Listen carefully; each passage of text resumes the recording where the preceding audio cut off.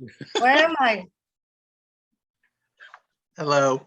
Welcome to Movie Club Monday. This year we are doing a new project. Five of us picked movies that we're making the other people watch.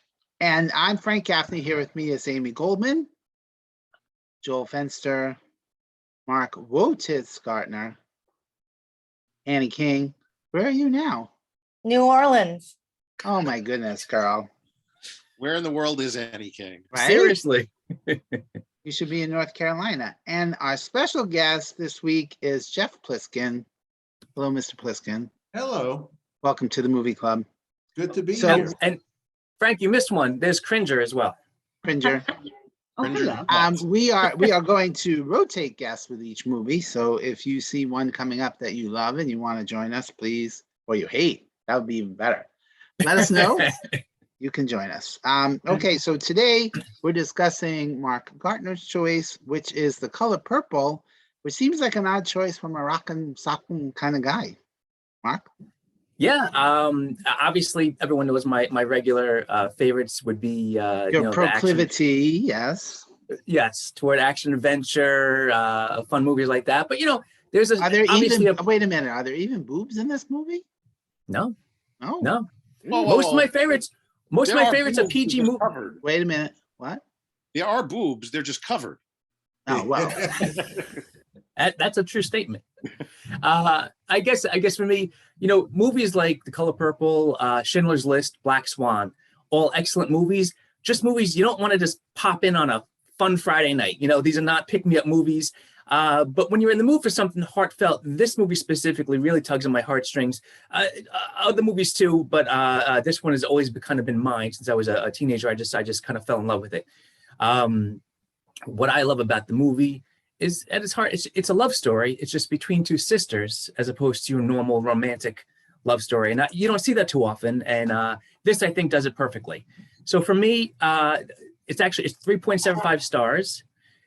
Most of my movies that I've picked are not 4-star movies. It's simply stuff that I thought this group would be either it's stuff I loved watching, but stuff that interesting movies that we can talk about, stuff like that. So it's rare that I have a 4-star pick, even for movies that I love. All right, so when was the first time you saw it? Did you see it when it first came out in 1985? No, I was 10. I would have been too young. But I would say by the time I was 15, I probably saw it then. And maybe because I was Hi, Danny. illegal HBO and it came on, and Hi, Danny. The maybe room because is I so was young. small he had to climb over the bed to get to the bathroom. How long are you guys there for, Annie? What? How long are you guys there for? Just till tomorrow. We came down yesterday. Nice little weekend in New Orleans. What? I'm sorry. Go on. Well, I still don't. So HBO, you think you just were like, okay, it's Steven Spielberg, I'll watch. I mean, you're going back to 1990. I was 15. I'm just assuming here. I'm going to say I was somewhere in my mid-teens, and maybe because I was so close to their age that imagining going through, obviously as a man, it's a little different from a woman, but just going through something at that age, it was crazy to me. So it really kind of stuck. And then eventually I bought the DVD, which the DVD is so old, I had to flip it halfway through in an hour and 15 minutes to go to the other side. So Nice. interesting. All right, so let me just give a little history on the movie so Yep. we can. Okay, it's adapted from the 1982 novel by Alice Walker.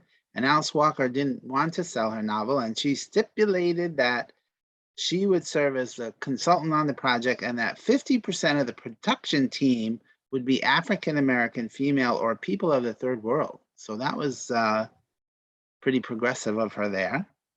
The film was released in 1985, and the big controversy at the time was that Steven Spielberg wasn't Black, and he still isn't, as far as I know. So, and he says he was reluctant to take the job, feeling that his knowledge of the Deep South was inadequate and that the film should be directed by someone of color. Any thoughts on that subject? Say the great response that Quincy Jones had to him. Right, he wasn't an alien, so he didn't have to direct E.T. Right. Just by coincidence, in the last couple of days, there was a question on Jeopardy about this film. And the clue, which I was unaware because I haven't read the book, is that the entire novel is a series of letters. That's how the novel was.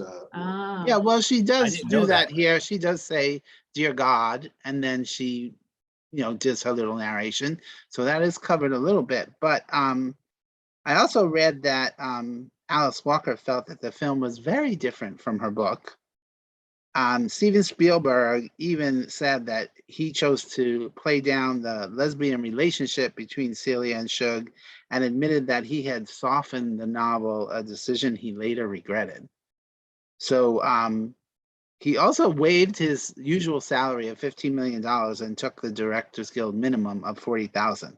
He should have taken the $15 million and donated it. That's what I say.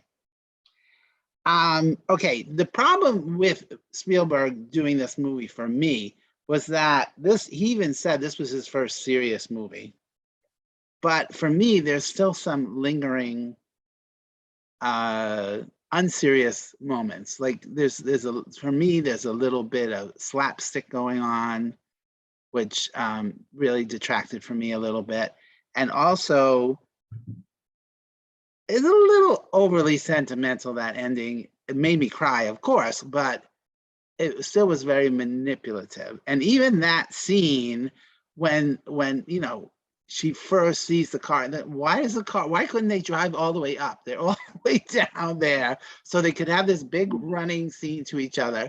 But when Whoopi Goldberg first comes out of the house and she looks, every character is perfectly staged on the front lawn. So when she passes them, you have this beautiful shot of everybody perfectly staged going. So for me, it was a little over-directed, if that's what I mean.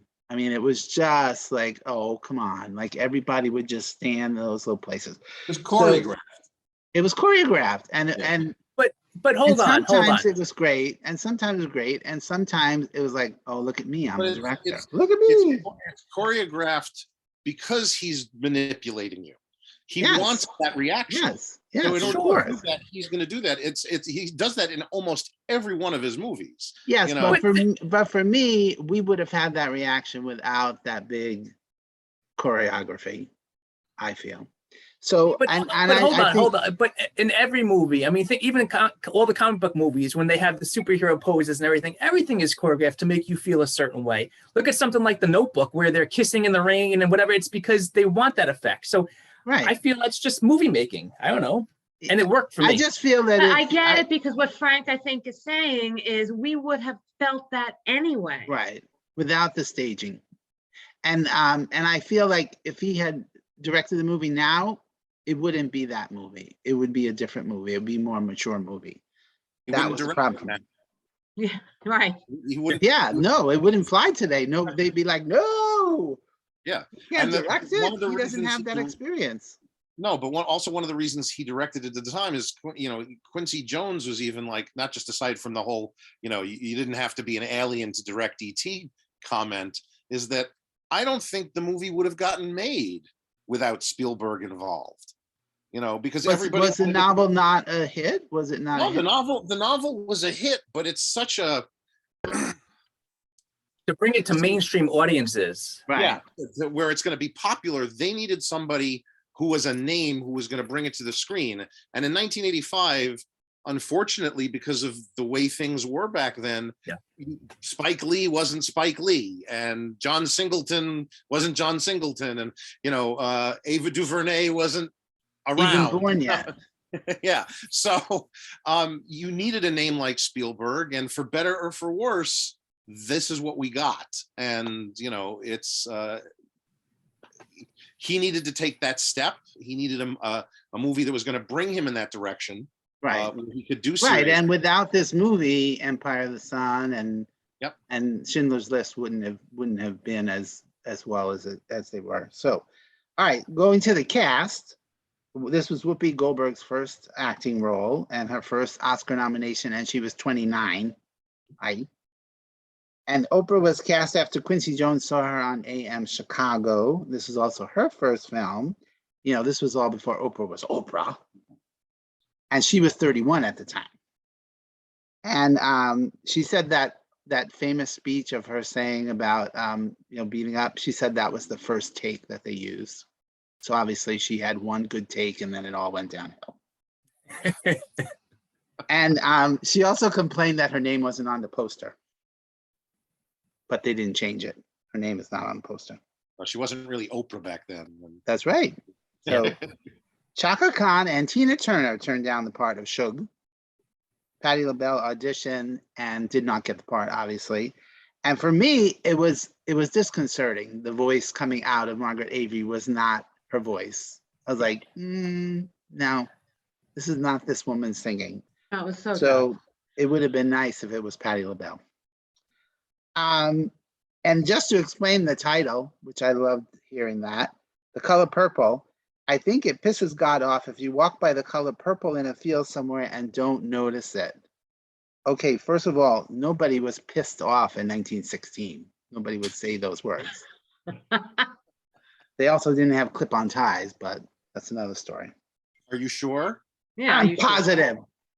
Because I was positive up until yesterday that, click pens didn't exist in 1930, but they did. So No. Clip-on ties weren't invented until 1928. okay. And I read that too. and Miss Seeley drinking the wine on the train I read that too. would not have happened. Not have happened, This, I read all this. Okay. It also holds the distinction of being nominated for 11 Oscars and winning none of them. And it ties with The Turning Point as the biggest Oscar loser. But being nominated is honor enough, right? What was it nominated up against? What beat it out for like Best Picture? Out of Africa was Best Picture. Spielberg was not even nominated. And then, of course, we had the Broadway musical in 2005, which is now being turned into a movie. Oh, I didn't know that. Yeah, Me neither. so they're filming it this year. Yep. And it said who was directing it, but I didn't. Spielberg? So for me, this is a 3.5-star movie.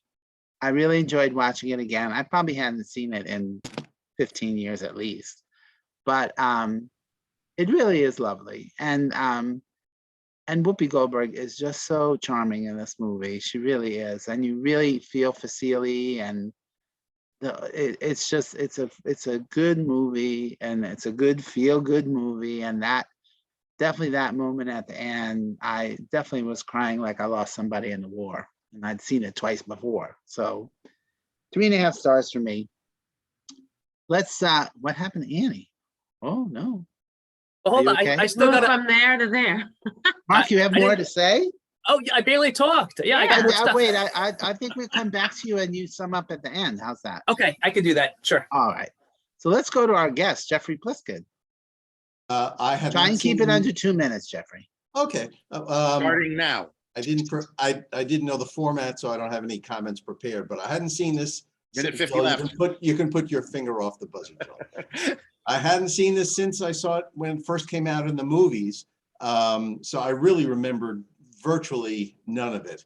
I enjoyed it. I probably enjoyed it a lot more watching it yesterday than I ever had in the theater, maybe just years and age and so on. Just sort of give you a deeper appreciation. I thought the performances were overall very, very good. There are a lot of powerful moments. Frank, I agree with you now that thinking back, I forget his name, Oprah's husband, the hapless guy always falling through the roof and so Right. on. Harpo, yeah. It kind of cheapened the film a little bit. So I would ding it a little bit for that. But overall, a beautiful story, resolves well at the end. And again, to that last point about the car approaching from so far away and everyone just sort of like stepping right into the perfect spot.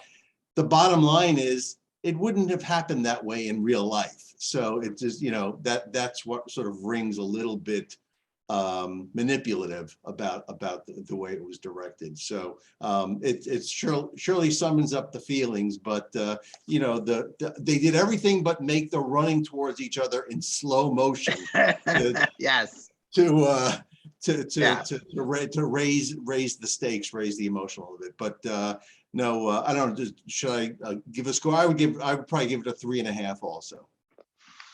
Here's another example I just thought of overplaying the situation. When Ray Dawn Chong, whatever her name is, confronts Sophia in Harpo's club, and the piano player guy shuts the piano and runs away. Great moment, very funny. But then they had to play it again with the guitar player like 2 seconds later. I'm like, we don't need the joke twice. We already had it. It was funny. And it's going to be even funnier when she punches her and she slides down the thing. So yeah, so for me, all of it was a little overdone that way. All right, so I'm me and JF. Hey, what do you think? You hadn't seen it in years too, right? I too hadn't seen it since I saw it in the movie theater. And you're wearing a black shirt just like Jeff. Mine is And purple. Annie and Mark. I should have worn black. I'm sorry. Yeah. We should have worn the color purple. Come on. Yeah, Mine I is know. I purple. didn't even think of it. It's reading Um, black, Jeff. Okay. Yeah. I like I said, I was gonna say I hadn't seen it since then. I remember liking it a lot. I don't remember if I loved it. I think I probably did. I liked it maybe a little bit less this time. So I'm gonna give it 3.25 stars, even though it is a beautiful movie. I totally agree with the slapstick, Frank, when the mayor's wife, who was she played by again? Dana Ivy. Dana Ivy. When she was driving the car, I wanted to fucking turn the TV off. I'm like, nobody does this. It was really, really, and it just wouldn't stop. It Yeah, was so and nobody does it for stupid. 3 minutes. Yeah, it was so stupid. Celie, the actress who played her as the kid, I wish she would have gotten nominated. I thought she was way incredible. I thought she was better than Oprah. Oprah just bothered me because she was a little over the top. It was almost a caricature. I felt like this character, as great Amy. as she was. Next time you watch Sister Act, she shows up there as one of the girls in the street, which I think is a great, Oh, no kidding. that Whoopi Goldberg brought her in for that. Yeah. Yeah. Oh, that's great. That's great. Yeah.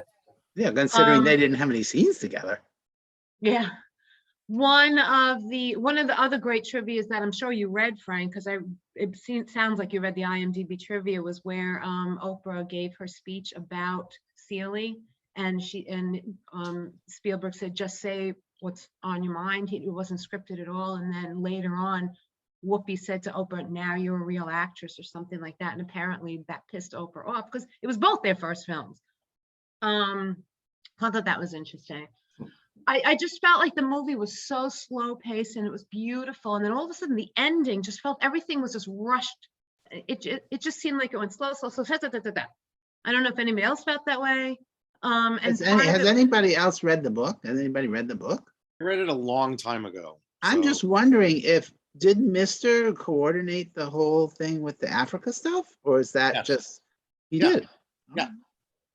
which was a beautiful redemption. That was, Yeah. it was just beautiful. The only thing I didn't get that seemed to go way past me, maybe I was really tired again last night when I watched it, was when Suge went back to her father and then they were doing the singing in this church versus the singing in that church. And then they all went to the other church. I really didn't quite get what was going on until I read the synopsis today. And that was another moment where I was like, oh my God, stop with this screaming and singing already. It was Yes. just too I agree. long, too much. It turned it into like a musical, which it. Yeah, it was too much.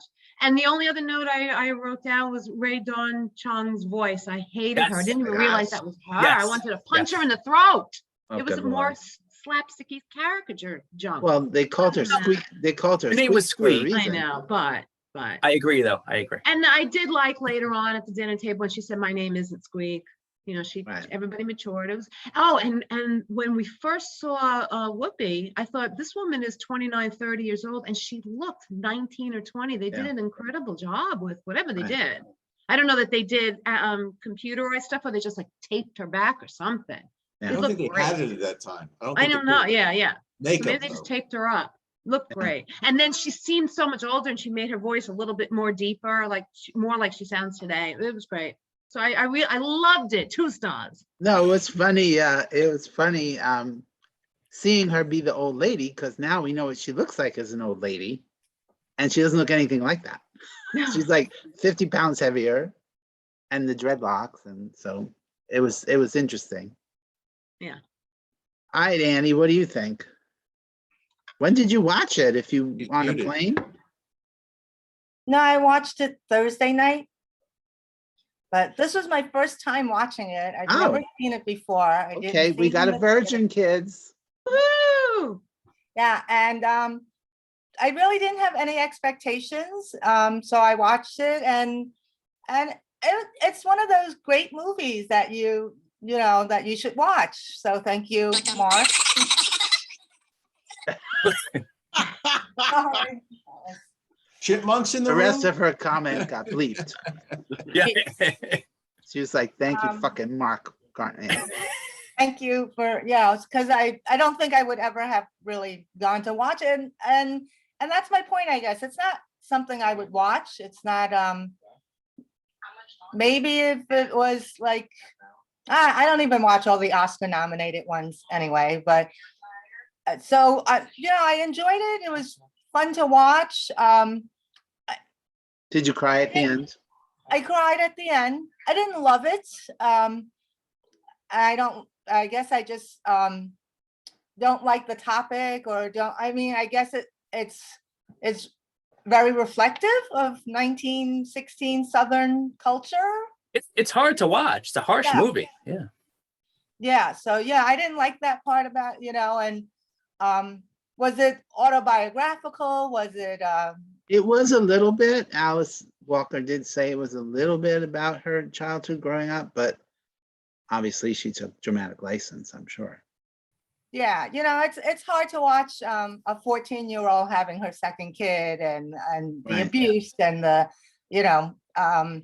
and I just thought like how one sister was able to like break away, and I guess maybe it was because of Celie and what she had to sacrifice and do that maybe gave her the chance to get out of that, that cycle that, Yeah.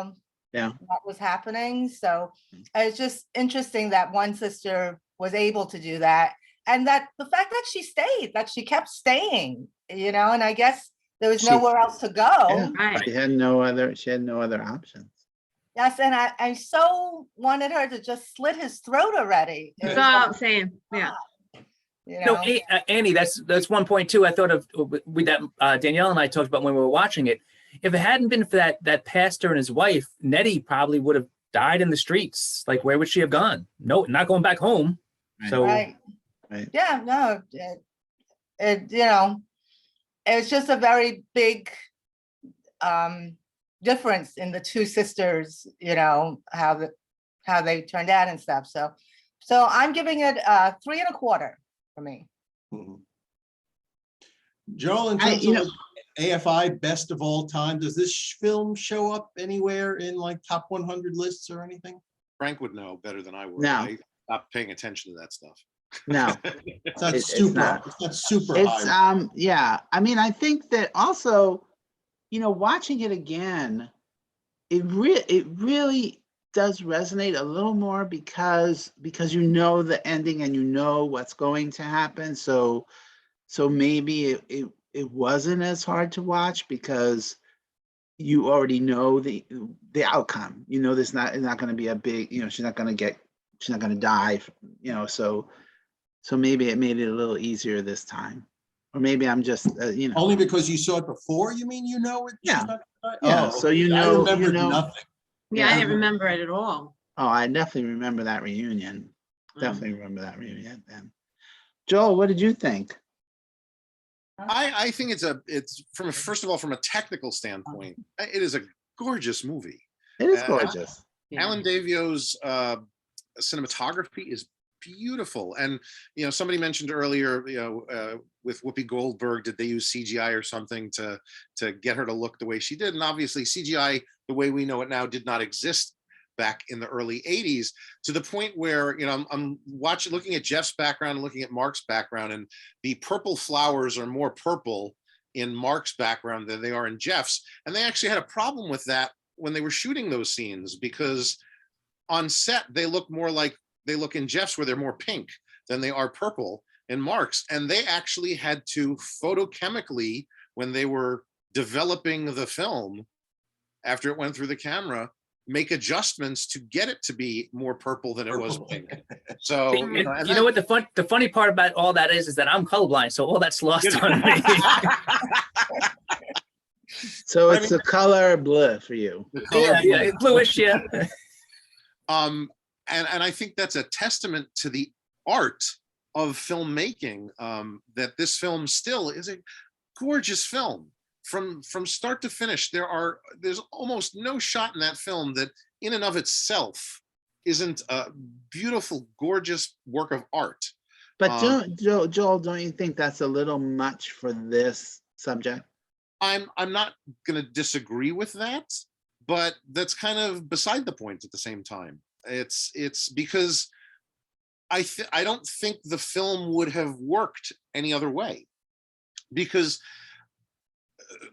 Spielberg brings this version of the South at that time has this more of a Oz Wonderland feel to it than what we as a society tend to think of when we think of the South in the late 1800s into the early 1900s, because there's this tendency to still think that, oh, we're not that far removed from the Civil War, so obviously things are still, you know, like that. And they're not quite like that, physically speaking. Mentally and emotionally, it's a whole different ball game. And I think that one of the things that I think resonates with this film specifically is that even though it is very centered on the Black woman experience at the time, I think there is also a universality to it that resonates through time, because unfortunately you still see women who are abused of any skin color at this point in time, who don't leave the relationships because they have nowhere else to go. We still see and, you know, playing down the lesbian aspect of the story that Alice Walker created, you know, we still see issues with that today, where it's still not accepted by parts of society. It's much more accepted now than it was in the early 1900s. Even in 1985, it's more accepted. I think if this movie were remade today, and with the musical coming up, the musical version coming up as a film, I'm sure they'll touch more on that aspect of it, because it's much more accepted now, which is a good thing. We've progressed. Have you seen the musical? Anybody? I've heard the music, but I have not seen it. So there's a local company that's doing it in August, I think. So we'll try and check that out. But I think that for the most, I'm going to agree with a lot of things everybody said. Yes, there are a lot of scenes that are staged and manipulative. There's a little more slapstick than there probably should be. But again, I think that's all catering to making it more of a mass appeal type of film. Or accessible? Yeah. For people, and Spielberg is a master at that, and he's definitely you know, taken everything from his previous films and moved that into a drama very nicely and adeptly for that. I find it interesting because I'm sitting there and I've seen this movie a number of times at this point, and you know, obviously we know that Quincy Jones did the music because his name is all over the picture. But there are strains of notes in this film that remind me of John Williams, who, you know, Spielberg has worked with forever. And this is, I think, one of 3 films that Spielberg did that John Williams was not the composer. But there are moments where I'm like, that sounds a lot like Jurassic Park. Jurassic Park, yes, because you constantly heard da na na, and you Yeah, want to exactly. go na na, and he never did that over and over, da na na. And you have to think that, you know, how much of an influence on Quincy Jones was Spielberg. Yeah, he was like, could you do it more like John Williams? You're right. Well, but Jurassic John Park wasn't obviously- available. Yeah, Yeah, but Jurassic I Park think- wasn't available. It hadn't been made at that point, so that theme doesn't really exist. So then you have to wonder, how much influence did Spielberg have over John Williams when they got to Jurassic Park and Could said, you "Oh, do that this- more like Quincy Jones? yeah." Well, I think I read that after this was the last time he did work with someone other than, well, maybe not, but for the most part, he went with John Williams from after this, because him and Quincy Jones, even they weren't friendly, they did fight over this, I believe. Sure. You're gonna have creative types working together. There are going to be different types of different disagreements along the way, and sometimes it just. I disagree, Joel. Yeah, fuck you, Frank. And don't forget, Quincy was also a producer, so he had a little bit more power than the average composer. Right. Sure, of course. Does Joel, anyone know? what- Does anyone know, other than the songs that originated in the Broadway musical of West Side Story, did John Williams have anything to do with the Spielberg West Side Story? I don't think so. No. Okay, so any background music was already pre-composed from Leonard? Yeah, there's Bernstein nothing. There score? would nothing be original in West Side Story. It's all taking the Bernstein Sondheim. Okay, score. yeah, all right. I didn't know. I haven't seen That was a little Um, sidetrack brought to you by Jeff Pliskin. it. Sorry. Little John Williams fill in there. Sure. So Joel, Um, what is your star rating there? Well, I want to say one more thing. Oh, okay, please do. I think for the most part, the performances hold up very well.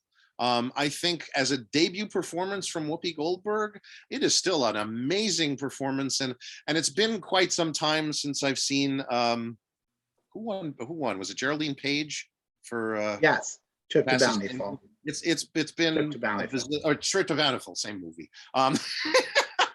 It's been a bazillion years since I've seen that one, and I'm kind of like, I don't even remember the movie at this point. So Whoopi probably, should have won, although I think Meryl Streep was nominated for Out of Africa. So She you was. take Geraldine Page out of the equation and Meryl wins anyway. But I think it is definitely an Oscar-worthy performance by every stretch of the imagination. Oprah, maybe not so much. Margaret Avery, definitely. But I would agree with Mark. I'd give it, 3 3/4 stars. It holds up very well in spite of the manipulation and silliness at times. So yeah. All right, so now Mark, you should do your closing remarks and begin Oh, with. Sorry. I want to add one more quick thing. Sorry. I was reading watching an interview with Alice Walker, and just to touch briefly on Mr. as a character, because he is such a grotesque and disgusting character who does have redemption. He was based on both of her grandfathers. She knew her grandfathers as these loving grandfathers, but as she grew up and learned more about them, they were actually despicable people, in their earlier part of their lives. So she was definitely looking for some sort of redemption for somebody like that. And I think story-wise, I think it works. That makes And- sense. and talk about It was it- acted so brilliantly too. Yeah. Yeah, and Oh, talk about great. aging beautifully. That first scene with Yeah. Danny Glover, he looked 12. Yes. And I Yes. thought he did not look this young in Lethal Weapon. Why is he so young here? Just a Beautiful. few years earlier than Lethal Weapon. Yeah, but not that much earlier. Yeah. Here. What, Also- 1 year? Also Lawrence Fishburne's first appearance. Yeah. Larry As Fishburne, Larry No, Fishburne. it's not. He was No, in Lawrence- Death. Not? Lawrence Fishburne was in Apocalypse Now like 6 years earlier. Oh, gee, my mistake. But Larry Fishburne. An early Yeah, role yeah. for Larry. And Yeah. so Mark, you should begin your summation with Amy, you're an ignorant slut. Okay? And Go he on. also gave a 3 1/4. Yeah. But it was her Actually- first time. Actually, I'll start by saying I actually closely align with what Amy said specifically in regarding to Nick's to pick, because my only real part of the movie that I would ever consider fast forwarding is Suge's redemption song. It just goes on too long. It's just too annoying. Although I did like the very end of it when her father finally does forgive her. It is very nice. But for me, just even though it's such a harsh movie to watch, just to see Celie's transformation and her reclamation of her life. Even though it is slowly paced a little bit, to me, that's slow. You need it. It's not a fast movie. It's Agreed. not meant to Yeah. be. Yeah, But I mean, I it guess- spans some 30 years, right? Right. Yes, And but for me, But like Amy said, everything moved so quickly at the end. It just like seemed to go boom, boom, boom, boom. Yeah. maybe this is because I saw it when I was 15, but the slapstick stuff, I don't really care. Didn't bother me. The whole lesbian scene, I guess also maybe because I was so young, I read up on that this time. I didn't realize it was supposed to be more of a thing. And I actually love that scene with Suge and Celie bonding for the first time, with her smiling for the first time, and then having that little kiss, because it was the first time she's probably known any happiness. since her sister was around. And even then, when her sister was around, she wasn't happy. I mean, she was still getting raped by her dad or forced upon by her husband. Such a horrible life. Well- So to see her have her first moment of happiness, it was What I a thought beautiful you were moment. gonna say wasn't happiness. I thought you were gonna say tenderness. It was probably the first time anybody was ever tender with her, save her sister, of course, but that's Right. totally But just different. imagine the joy if you lived that life and you had this one moment of fun for the first Yeah. time. It's got to be amazing. When Sure. I want to go back to that because when Shug shows up the first time, Celia is running around. She has that mask on her face and she's going to clean herself up and get changed. It almost seems like her girlfriend is coming and she is anticipating falling in love with her. I'm like, what is going on? Well, because think it's because she's been looking at the pictures of Shug that Yeah. Mr. has, around, and I think she's actually kind of gathered Yeah. that attraction that this is what he's looking for. So it's very attractive and precious and beautiful. So there's something she's But appreciating. it was almost like she was anticipating meeting her because she was in love with her. Well, see, my take on that was that she knows that I she's didn't not that. think that. I think it's because everyone calls her ugly, right? So Right, and that's what I was Shug is so thinking. beautiful that she wants to look Right. her best and not be. And then the first thing that she says to her is, "Girl, you ugly," So Yeah. it was probably not a great meeting, but yeah. I've seen this movie about 8 times, and all 8 times I ugly cry at the end. And I even, like, when we watched it this week, I told Danielle, look away, don't look at me. I'm a monster.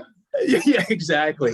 Other than that, I think everyone's already said it. A harsh movie to watch, but not so, just like I said earlier to start this off with, Schindler's List. I love it, but I've seen it twice, and I don't want to see it ever again. It's a You know horrible what? movie.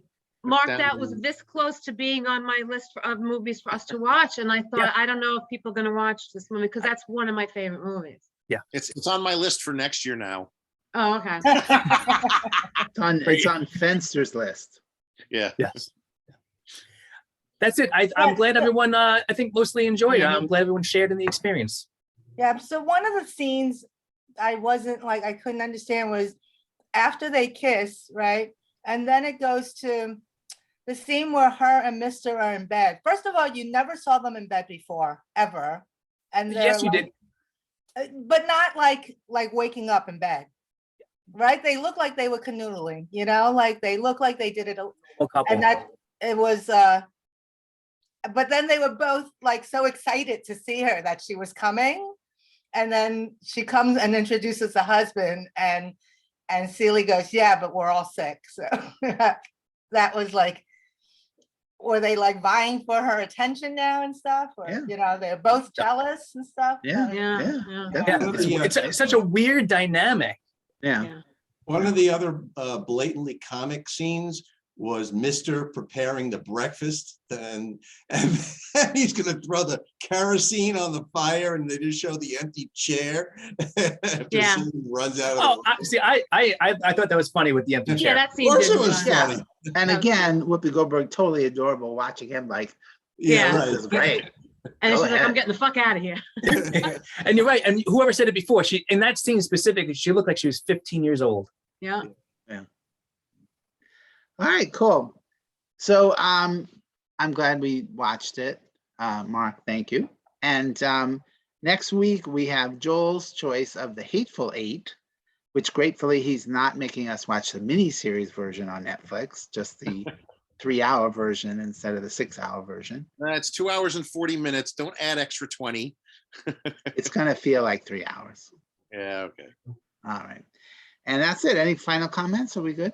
Just a question, if I can join, quite a few of the ones that were on the list, can I join for Yeah. those that I want to watch? Sure. Great, I really enjoyed it, thank you. This sidebar was Jack. brought to you by Jeff Pliskin. Yeah, that it? only if you give us some likes when Frank posts the video. Yeah, hello. Participate, Jeff. What do you mean? All right. We'll see you Oh. next week. Okay. And also